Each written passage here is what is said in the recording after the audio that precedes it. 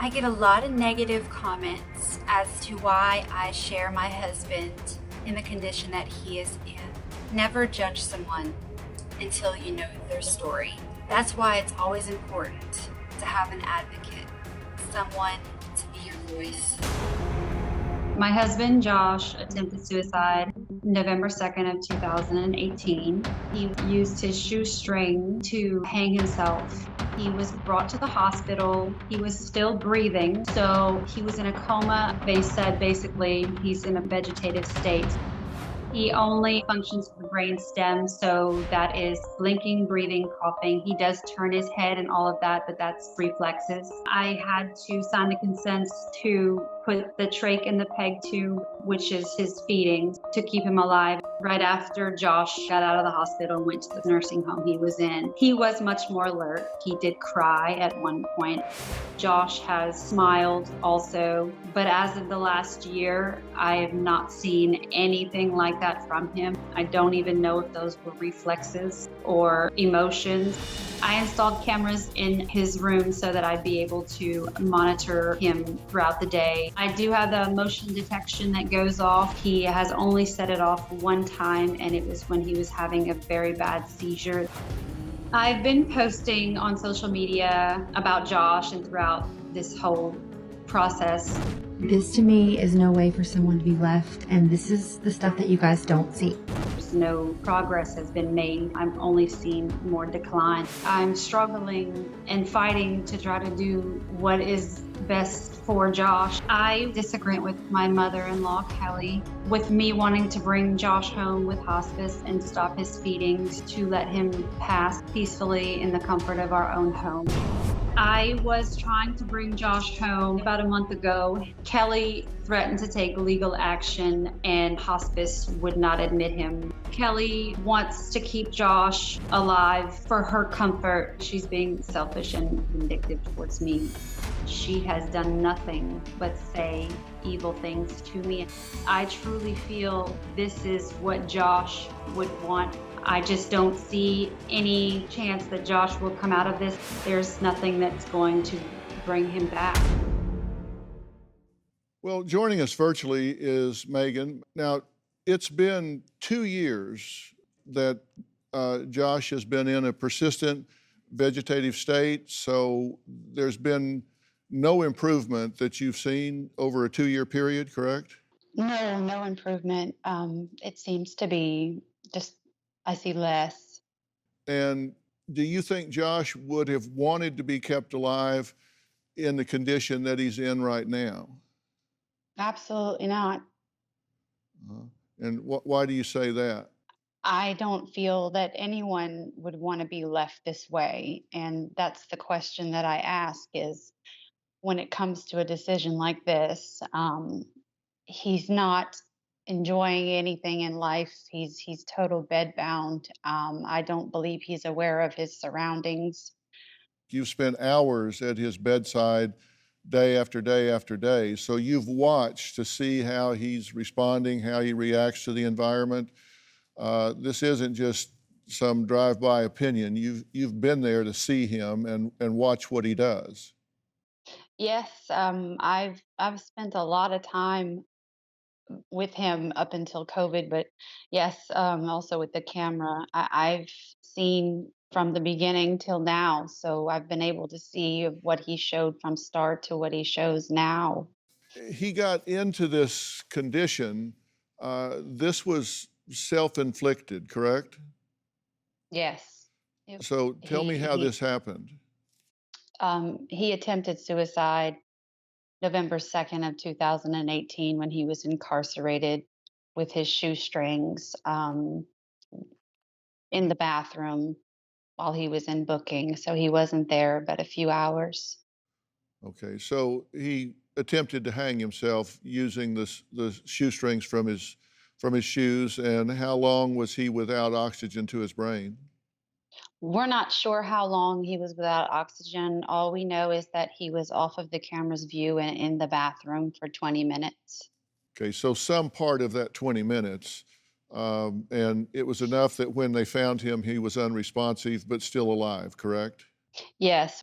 At this point, do you feel like there's anything that you can do treatment-wise that hasn't been done 2 years later? There's no treatments that I know of at this point, being that it's been 2 years. From what I know with this type of brain injury, an anoxic brain injury is as time goes by, the longer the time passes, the more the brain shrinks, the less that they will show any kind of progress from any type of treatment, as well as the multiple seizures that he's had that's caused more damage to the brain. And tell me how you came to the conclusion that the thing to do was to bring him home and remove the feeding tube and let him pass peacefully at home. I decided that because the last year since COVID, he's been isolated, so we haven't been able to interact with him. And I find that when I see him on camera or do virtual visits, or when I was able to do in person visits, he's contracted a lot more. His body is a lot more just tight. He sleeps a lot more than he did in the beginning. So I just thought at this point, being 2 years down the road, that he has not shown any progress and most likely will not. Even if he were to show any progress, it wouldn't be enough to have any kind of quality of life. I would rather bring him home in the comfort of his own home where family and friends would be able to see him and let him pass peacefully. Kelly was the one that had Josh arrested the day that he had attempted suicide. He struggled with addiction for a long time. He ended up taking her vehicle and some money and took off, and she had filed charges. While he was in booking, he called Kelly multiple times to bail him out. He said not to put him in jail or he would kill himself, and she said, "Do what you have to do." Kelly says she can't think of anything crueler than starving her son to death. And last month, by threatening legal action, she was able to stop Megan from allowing Josh to die, but fears she won't be able to stop her the next time. My daughter-in-law, Megan, is trying to end my son's life. It does seem like she has some urgency for him to die. She's been lying to me about his decline. He is not declining. Megan is trying to remove his feeding tube. I don't agree because it essentially is starving him to death. Josh is very healthy. I do believe that for some reason there's some financial gain. Megan is exploiting Josh on social media where she could get sympathy from others. My son is considered minimally conscious. He has wake times and sleep times. He does look around. If you shave his mustache or wipe his nose, he'll get aggravated and back up. He will react. He does not like when you mess with his hands. Last month, Megan contacted me to talk about letting Josh go because she told me that he was in a fetal position and his arms were contorted. I had just seen him a few weeks before. He was not like that. I did tell her I would think about it. And next thing I knew, she's on social media. We're bringing Josh home. She did not care about what input I had on it. I feel like there are many treatment options that we have yet to explore. We were just in limbo waiting for COVID to be out of the way. If Jesus wanted him to die, he would have died that day in the jail. I do know him, and he would not give up fighting to stay alive. Well, joining us virtually is Kelly. I say to both of you that I'm very sorry that you're having to deal with this and seeing Josh in this condition. Now, you two have not spoken to each other since, Megan, you tried to take Josh off the feeding tube. Is there a reason that you two aren't communicating and talking about this? And Megan, Kelly's saying you're just doing this you just want to bring him home so you have new material for your followers. What do you say to her about that? What do you say to Kelly about that? I have shared Josh since day one, and I've been the only one to share Josh since day one. I've shared him. I've spread awareness for suicide, also the anoxic brain injury side, and how important it is to have a living will, because Josh did not have one. So we wouldn't be, in disagreement right now had Josh had one. It's not about followers. It's just about the entire story. I've just shared this entire journey with them because it is Josh and I's journey. I have documented everything throughout the way. I have been there throughout the last 2 years. I don't think Kelly can say that I have not been. I've done a lot behind closed doors that no one on social media or anywhere would know. What do you say to Megan? You've not talked to her. She's here listening now. What do you say to her? We have not been talking. We, have a difference of opinion, and can't seem to find, like middle ground to work on, the issue with, my opinion, getting Josh help, and hers wanting to end his life. I didn't even know she had planned hospice to come bring the bed and take Josh out of the nursing home. She planned that before even talking to me. And then the lying on the social media saying she did everything. She paid for everything. Everything is paid for his care by Medicaid. Well, Megan, she says you're lying on social media. Is that true? No, I don't know what I've lied about. Kelly, you say that Josh is not suffering and that he's not getting any worse, and you don't understand what the hurry is here, right? That's true. Just December 2020, hospice released him due to his lack of decline. At this point, you say there are many treatments that haven't been explored. Have you spoken to physicians about that? Doctors that specialize in this, and what treatments are they referring to? We had planned to bring him to the hyperbaric oxygen therapy, and we'd raised almost $10,000 for all the cost involved for that, and that has yet to happen. And a big part of it, we had a lot of roadblocks every step of the way, but COVID has also, hampered any treatments. Right. We haven't been able to, do anything we had planned. Well, has he had hyperbaric oxygen treatment so far? Has he ever had it along the way in the last 2 years? Yes, he was able to go in there probably for 4 treatments, and then Megan missed 2 of her appointments, and the doctor shut it down. Megan, is that true? Did you just not show up for the appointments?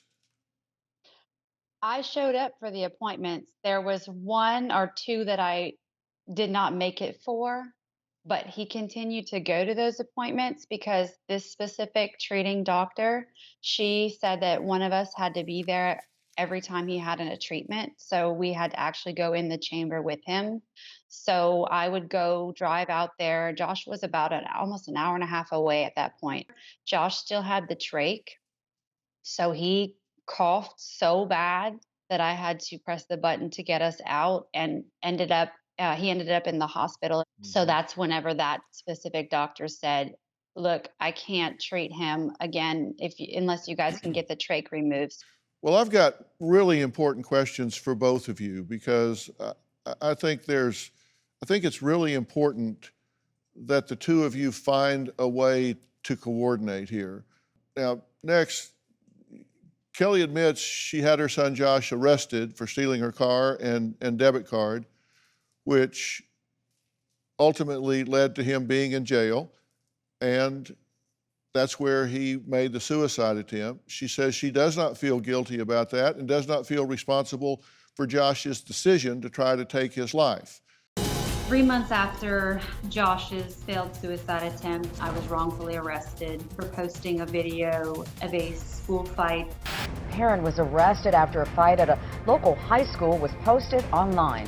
One of the juveniles sustained a head injury by striking one of the benches when he was shoved. I immediately was thinking brain injury. And I posted that because I've seen many fights on social media. That one hit me hard. So I was arrested and thrown in the same jail where Josh was found, which was traumatizing. When I was arrested, it put Josh out there as well. And that's when I began posting more about us because it was already all over the internet. Megan was charged with, get this, unlawful posting of criminal activity for notoriety and publicity. I started posting more about Josh on social media. Everyone knew and understood the truth and everything behind this entire story. She has over 150,000 followers on social media due to Josh's injury. She tries to seek attention through the social media, putting all of her business, Josh's business, on there. She's exploiting them. So many people started following, wanting to know updates. Just putting this out on social media, she's had a venue where she could raise more money. His care is completely paid for through Medicaid. There's really nothing that we need to purchase. Her followers do attack me. She has convinced them that he is in decline, which he is not. Some of her followers are saying I'm selfish for wanting my son to stay alive. I would like her followers to know everything that they believe about the story is a lie. I want to try to clear the air on some things here. Josh was in jail because he had stolen your car and credit card and ran up like $700 on it in a day, right? Right. And you had him arrested, and he said, "Don't put me in jail. If you do, I'll kill myself." When he was in jail, he would call from before he was booked, to try to get someone to come get him. And Megan might have forgotten this, but she and I were on the phone with each other saying, we should leave him in there. He's back on drugs. There's no reason to go get him. But she forgets that she also had a cell phone, and he also called her to come get him. Okay. Well, Megan, let me just ask you straight up. Do you blame Kelly for Josh's suicide attempt? No, I don't blame her or myself. Josh did that himself. All right. And Kelly, you don't blame yourself for this, correct? No, I mean, I don't feel like I had a choice in that situation because he was back on drugs. And Kelly, I'm sorry to understand that you lost your husband to suicide a year earlier, correct? Yes. Yes, And I did. has that affected your reaction to Josh's decision to try and take his own life? I know it doesn't have anything to. I mean, I don't want to feel that pain, of course. Of course. It is devastating. I don't. I mean, she's right about that, and it's. I don't know if he was suffering, if he was in a fetal position like she's telling me and her followers, then yeah, I mean, it might be, maybe I would feel differently, but he is not in decline. So at this point, I don't see a reason I think it's an ethical issue. We put the feeding tube in to preserve his life. And I think it's unethical to remove it just because, we didn't have time or we couldn't get any resources to help him. I mean, you're saying he doesn't feel anything, so what is it hurting? I just don't. I don't understand her reasoning. Megan and Josh were separated before his attempt at suicide.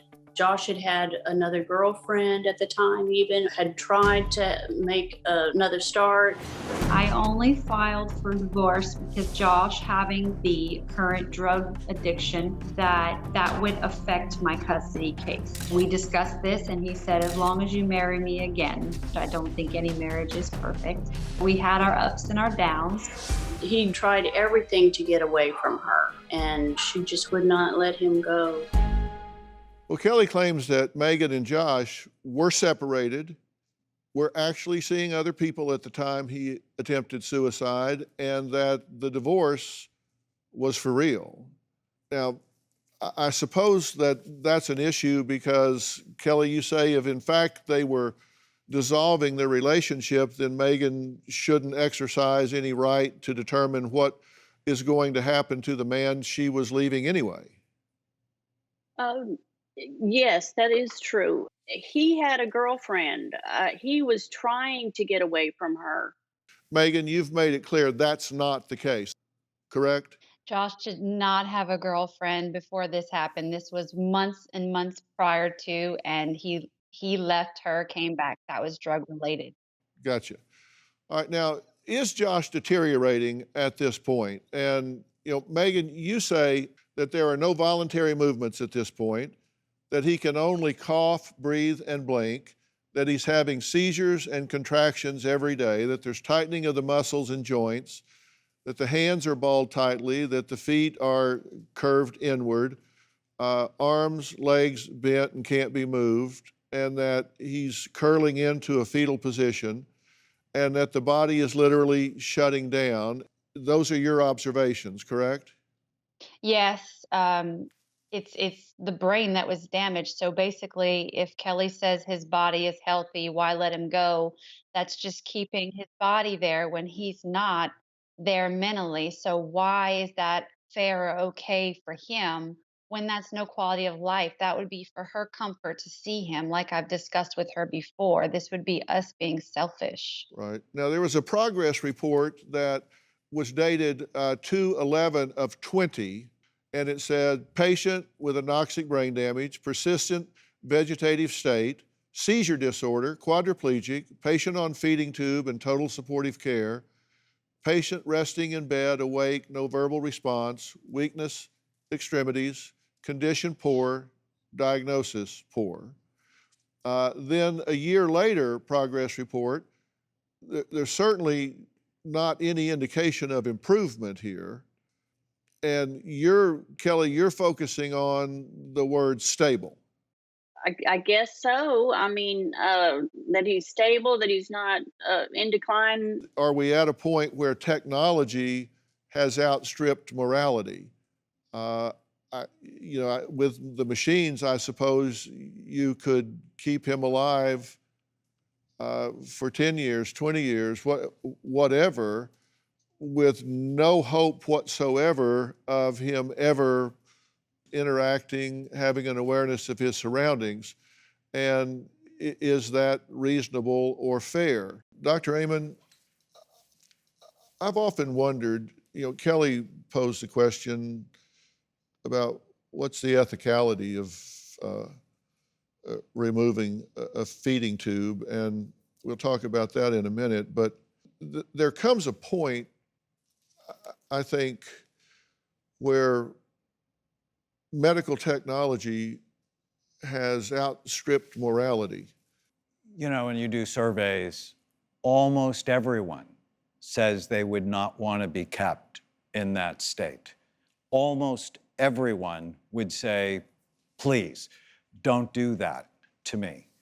And what we're talking about is the potential of removing a feeding tube, having him on a morphine drip to keep him comfortable, and then nature takes its course at that point, right? And typically it's not a full course of starvation because you usually have something else occur in the interim with the immune system shutting down from the malnourishment and all. So the chance of that taking 3 months is practically zero, right? It's not likely. Knowing what you know, if this was a loved one of yours, would you keep them alive? Absolutely not. I'm aware of no treatments, no silver bullet that's out there that's yet to be explored in Josh's case that is going to turn this around. And that's just the problem with anoxia. And it's why, if you're thinking about suicide, don't.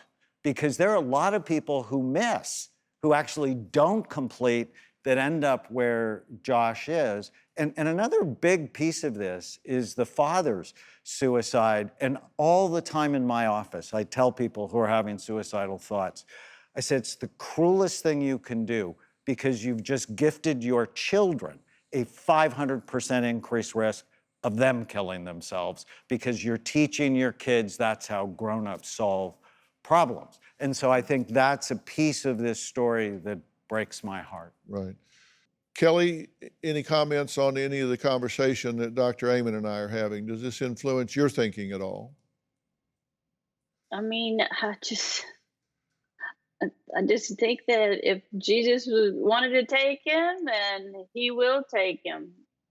And listen, I'm not going to tell you what you should think or feel about this. I think you have to come to that decision on your own. And I think in the state of Louisiana, the law is going to determine what can be done and what can't be done. And I think, Megan, the courts have determined you're the one to make that decision, correct? Yes, and I just want to say that I want to ask Kelly, and I've mentioned this before. I said, this is not us giving up on Josh. We lost Josh that day that he did this. This is us letting go. I guess I just feel like what is her urgency? This is not just about Josh.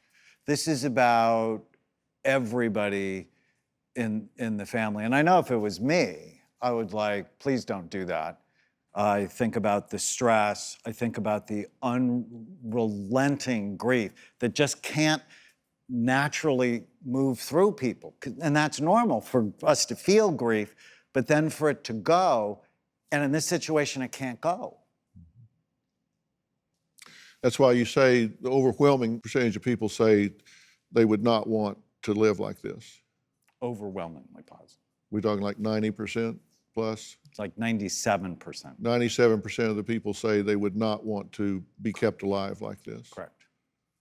And I really wish the two of you guys could come together so when you make that decision, you could do it together and you could own it together and you could be at peace together about doing that. Because I don't know Josh, but I do know that I would bet all I could gather that he would want the two of you to not be in conflict over this. And I hope the information that you've gathered today helps you in making a fact-based decision in a very emotionally charged situation. So hopefully this will bring some peace of mind to both of you.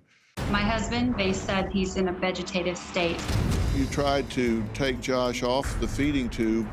I would rather bring him home and let him pass peacefully. How ethical is it to starve him to death? New Dr. Phil. Check your local listings.